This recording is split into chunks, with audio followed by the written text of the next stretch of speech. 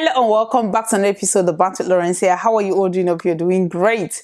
For today's episode, I want to talk about the trending issue between Nigerian footballers and Libyan authorities. Now, hey, we're just sitting there minding our business. Or I woke up this morning and the whole news on social media is talking about how Nigerian players were kidnapped in Libya, or how Nigerian players are stranded in Libya. Now to a row involving Premier League stars, and Nigeria's players claim to have been left stranded at an airport in Libya ahead of an Africa Cup of Nations qualifier. It's caused national governments to get involved, with one player saying it's like a hostage situation. Now, pictures have been posted online of the squad after their plane was unexpectedly diverted to an airport, which is still 3.5 hours away from where the game was scheduled to be played in Benghazi.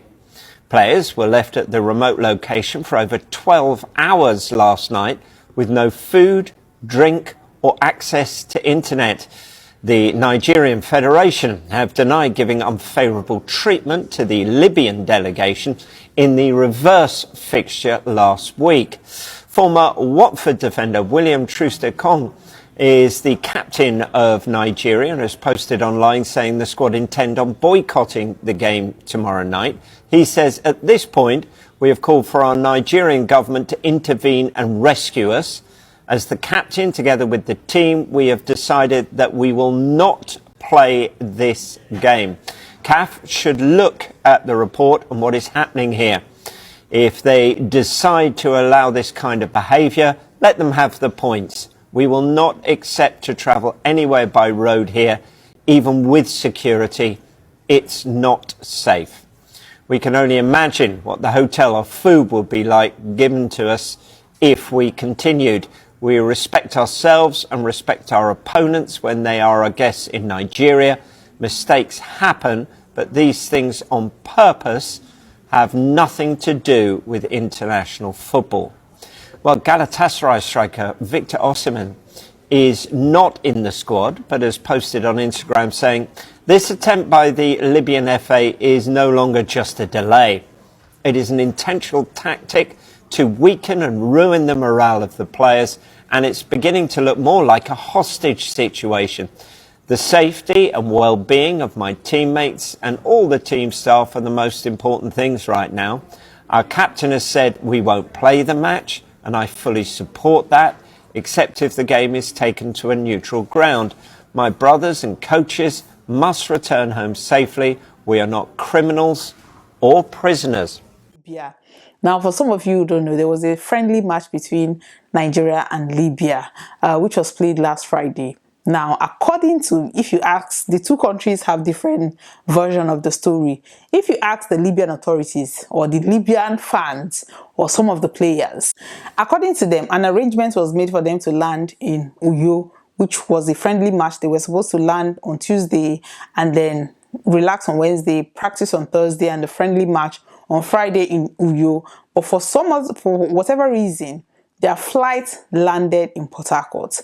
And when the flight landed in Port Harcourt, now this is according to the Libyan people. Now, when the flights landed in Port Harcourt, they were delayed for 3 hours. No provisions was made for them to kind of take another flight to Uyo.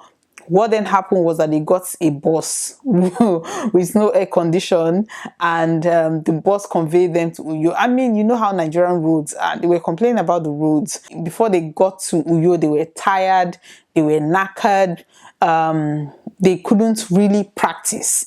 According to them, they were mentally drained and they couldn't practice, and then they went into that match and lost to Nigeria 1-0.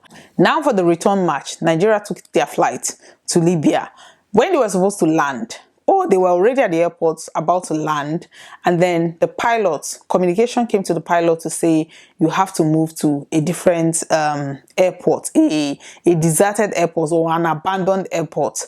The pilot had to obey. He landed at the airport. Now, when they came out of the airport, Nigerian players were detained, or according to some people, they were kidnapped. They literally locked the gates, saying that they are not allowed to leave. They brought search teams, search dog. They were searching everything. They were detained there for 13 hours. And then the pilot, when he landed, he decided to, because it was dark already, he decided to lodge in a hotel. He said he went because the players were locked in. They were not even allowed to go out.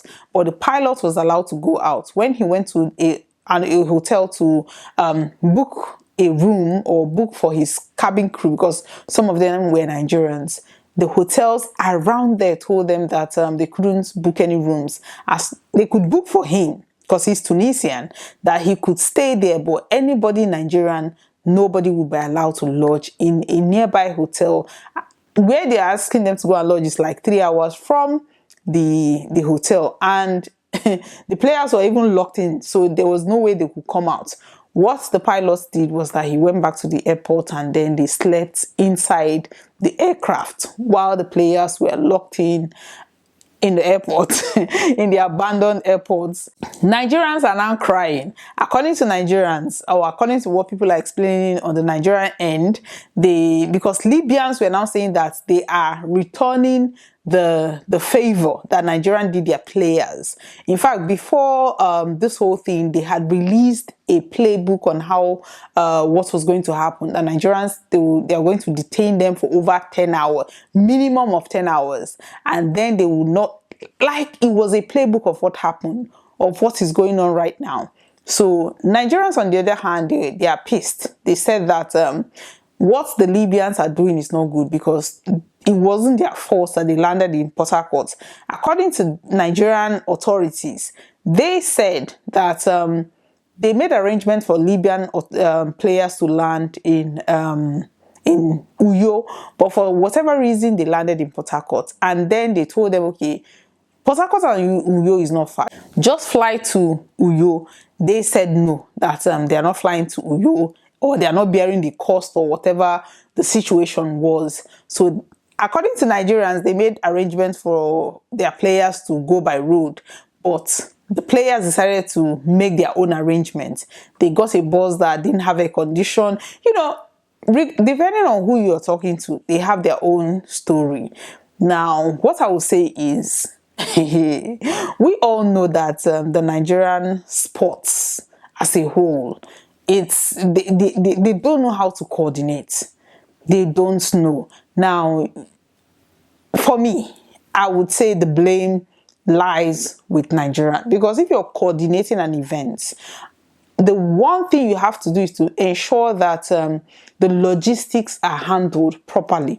Nigerians are not good in logistics, because for the Olympics, there were so many people who trained for that tournament, and just to enter for the competition, they told them that Nigeria did not submit their name. So listen, I am not saying who is wrong or who is right, but the organizing body, which is Nigeria, for whatever reason, you have to understand, you have to be very sure, or there has to be communication to say that, okay, this country is coming to your country. I just think they should get somebody that could handle logistics properly, or a coordinator that could liaise with the two countries, because at the end of the day, the Libyans are reacting to what had happened to their players in Nigeria, whether it was intentional or not. And we know that there are documented stories or instances where Nigeria, even the way they treat our own players who went for Olympics, they don't even provide them with anything. And if you now think that you're going to treat other countries the way you are treating your own citizens, those people who value their own players maybe more than you value yours. You could easily get away with whatever way you treat your own people, but don't think you can do that to some other person and expect them not to react. I am not trying to blame Nigeria, or if we are going to say, okay, who is responsible? Nigeria is responsible, because you are the host country. You need to have made an arrangement. Why did they land in Port Harcourt? If they told you they were landing in Port Harcourt, then you should have had a connecting flight for them to have taken, even if it's 1 hour to that. There are so many people with private jets. I am very sure that maybe a flight took off from Port Harcourt to maybe. All you need to do is to listen. This is a national disgrace. These are the issues. So if a very big because this is a critical incident, if something like this happens, there has to be measures to put in place to make sure that everybody, because at the end of the day, it is the way you treat people, it's the way you make people feel that will determine how that person is going to come out of the other end. Anyway, let me know your thoughts. Do you think that Nigeria should take responsibility, apologize to Libya, and then just let the whole thing slide? Or do you think that Libyans are just they are acting way beyond, they are taking it too far? Let me know your thoughts. Thank you very much for watching today's episode. Please like and share. Subscribe to my channel. Thank you very much for watching. Bye bye.